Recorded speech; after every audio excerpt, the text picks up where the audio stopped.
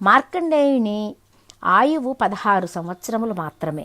రోజులు గడుచుచున్న కొలది తల్లిదండ్రులకు దిగులు ఎక్కువగుచున్నది. 5 ఏళ్లు నిండగానే కుమారునికి ఉపనయనాది వైదిక కర్మలన్నింటినీ పూర్తి చేశారు. 6వ ఏడు దాటగానే మార్కండేయుని చదివించడానికి ప్రారంభించారు.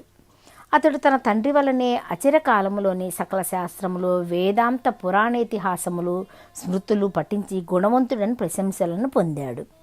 అయినను మరుద్వతి మృకండులు నిత్యమును మార్కండేయునికి, కుమార, నీవు పసితనమునందే సకల శాస్త్రములు అభ్యసించి నీ బుద్ధి కుశలతలచే అందరి మన్ననలను పొందుచున్నావు. అందులకు మేమెంతయో ఆనందించుచున్నాము. అయినను గురువుల ఎడ, పెద్దల ఎడ, బ్రాహ్మణుల ఎడ మరింత భక్తిభావంతో మెలగవాలి. వారి ఆశీస్సులు నీకు మంగళకరములగుగాక. నీవు అట్లు చేసినచో నీ ఆయుర్దాయువు వృద్ధి పొందుతుంది అని చెప్పుచుండేవారు. అట్లా 15 సంవత్సరములు గడిచిపోయినది. రోజు రోజుకు తల్లి